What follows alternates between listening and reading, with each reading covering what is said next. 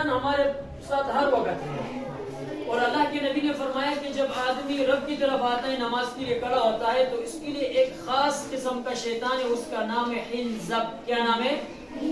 اور یہ شیطان جو ہے نا خاص کر نماز کے لیے ہی پیدا ہوا، یہ نماز کے اندر آ کر کے اوورٹیک کرتا ہے انسان کے اوپر، اور ان کے ذہن کو وہ منتشر کرنے کی کوشش کرتے ہیں، کبھی خیرات لے کے آتے ہیں، کبھی انہیں گلیوں میں گھمانا چاہتے ہیں، کبھی کیا کر رہا ہے۔ لیکن اس کا علاج یہ ہے کہ آپ نے پھر بھی اس طرف آنا ہے، آپ نے نماز کے ترجمے کی طرف آنا ہے، رب کی طرف۔ پھر آپ نے تو جب بھی وہ آئے آپ کے ذہن میں خیال آئے، آپ فوراً پھر ادھر آئے۔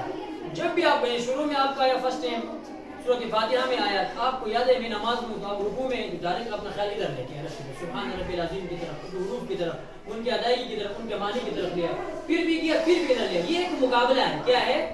اس مقابلے میں آپ نے ہار نہیں ماننی، اور نماز فارغ ہونے کے بعد یہ بھی نہیں کہنا کہ میری نماز نہیں ہوئی، نماز آپ کی ہو گئی ہے۔ وہ چاہتا یہی ہے کہ ان کے دل میں وسوسے پیدا ہوں اور یہ کہے کہ میری نماز ہوئی نہیں ہے، وہ آپ کو نا امید کرنا چاہتے ہیں وہ شیطان۔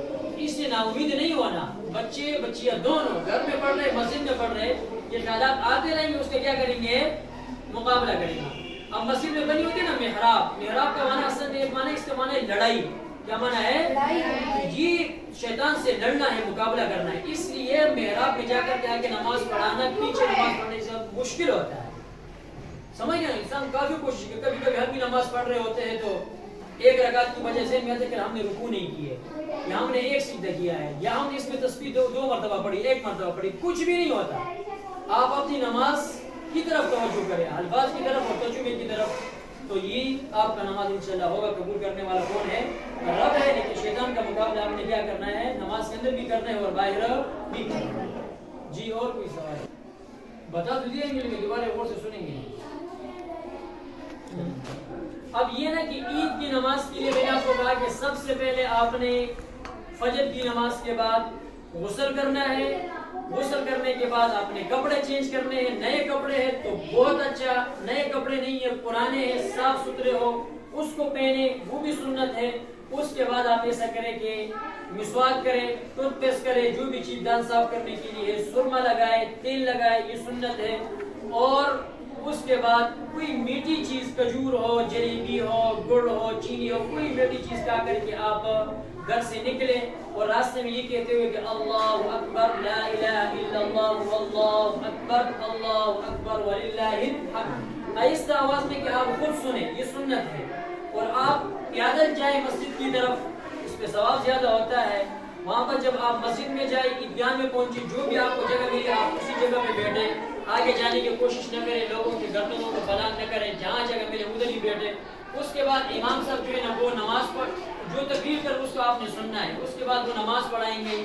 نماز پڑھانے کا طریقہ وہ یہ ہے کہ اس میں آپ نے سب سے پہلے نیت کرنی ہے کہ میں عید کی 2 رکعت واجب نماز ادا کر رہا ہوں، 6 زائد تکبیروں کے ساتھ، پیچھے اس امام کے منہ میرا خانہ کعبہ کی طرف، اللہ اکبر، اللہ اکبر کریں گے۔ تو اس کے بعد امام صاحب پڑھیں گے ثنا، کیا پڑھیں گے؟ وہ ثنا پڑھیں گے، سبحانک اللہم وبحمدک وتبارک اسمک وتعالی جدک ولا الہ غیرک، جب وہ پڑھیں گے اس کے بعد وہ پڑھیں گے اعوذ باللہ من الشیطان الرجیم بسم اللہ الرحمن الرحیم۔ اس کے بعد 3 زائد تکبیریں ہیں، 3 زائد، نیت میں آپ نے چی کی ہے نا، 3 اس رکعت میں کریں گے اور 3 اگلی رکعت میں۔ 3 زائد تکبیروں کے لیے سورۃ فاتحہ سے پہلے یعنی اعوذ باللہ بسم اللہ کے بعد وہ کریں، امام صاحب کہیں گے کہ اللہ اکبر، تو آپ نے بھی پیچھے اس کے ساتھ کیا کرنا ہے؟ ہاتھ اٹھانے ہیں، اللہ اکبر، لیکن ہاتھ چھوڑنے ہیں، باندھنے نہیں ہے۔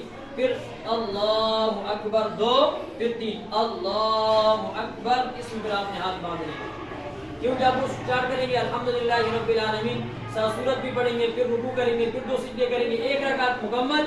وہ دوسری رکعت کے لیے اٹھیں گے، امام صاحب وہی شروع کریں گے، سورۃ فاتحہ پڑھیں گے، اس کے بعد پڑھیں گے سورۃ ولا الضالین آمین، اس کے بعد سورۃ کوئی بھی پڑھا من الجنۃ والناس، اس کے بعد وہ پھر تکبیریں ہے اللہ اکبر، ہاتھ اٹھا کے نیچے چھوڑنا ہے رکوع سے پہلے، پھر اللہ اکبر، پھر اللہ اکبر، 3 تکبیریں مکمل۔